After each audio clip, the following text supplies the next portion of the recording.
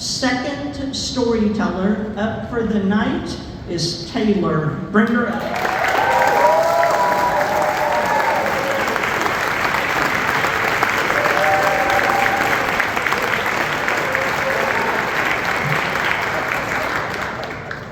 Every family has something that they do that all the other families think is weird. In my family, that weird thing stems from the fact that my dad would read the newspaper every single day. Now this can be a good thing because they always say that the past is a good indicator of what might happen in the future. And nobody took that to heart more than my dad.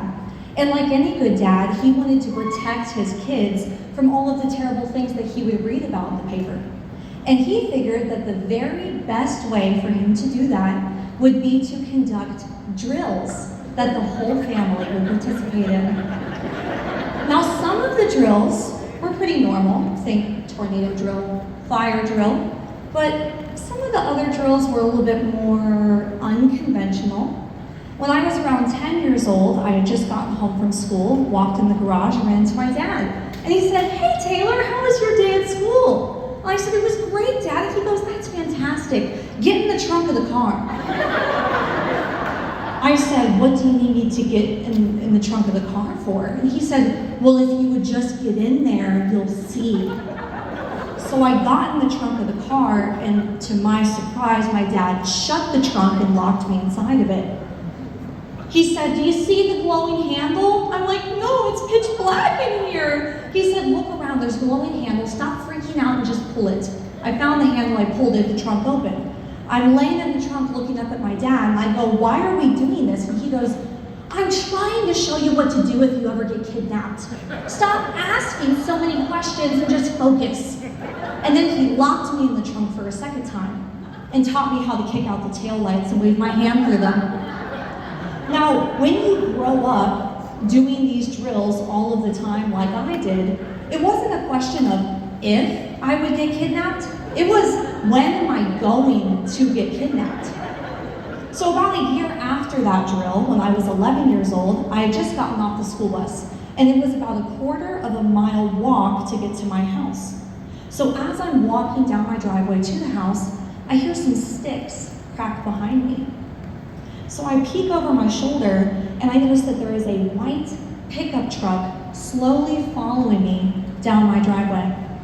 And I thought to myself, is this guy serious? A broad daylight kidnapping? I mean, it's bold, but not an original choice. I mean, what's his plan here? I've been training for this moment for my whole life. What's he gonna say? "Oh, I lost my puppy. I need your help finding it." Yeah, right, pal. "Oh, you're lost and you need directions to the gas station?" We both know that I'm 11 and I don't know how to get there.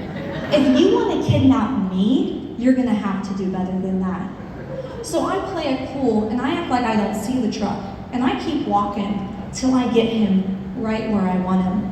As I'm parallel to the creek in the woods, I whip out a spin move where in one movement I rip off my backpack, spinning in a circle, and throw it to the side of the driveway. Now, if your family did not do kidnapping drills, let me tell you why this is a genius move.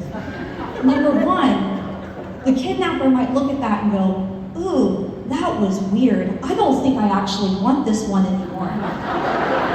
Number two, if you're wrong and it's not a kidnapping but a robbery, they're gonna go for the bag and you can get away. And number three, if you're right and it is a kidnapping, you gotta shed a few pounds so you can run faster. So spin move, backpack's over here, I start running like Forrest Gump this way, as fast as I can.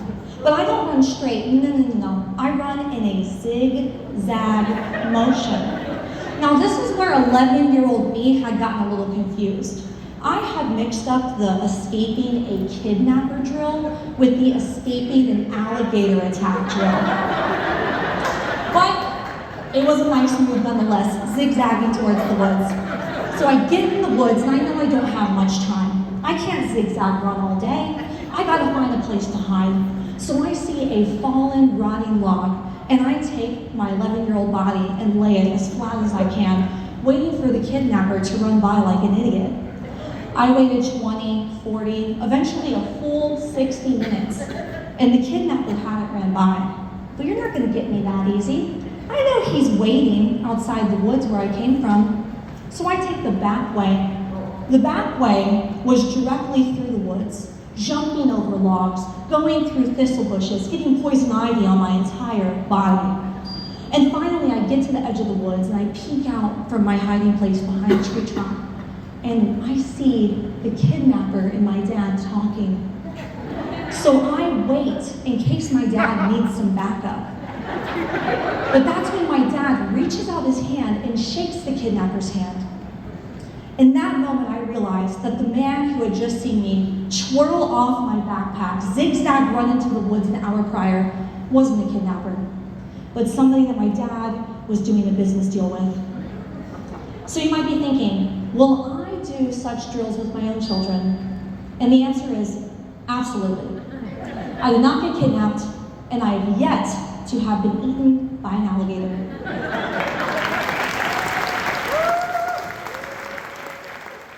The 2026 Grand Slam champion is Taylor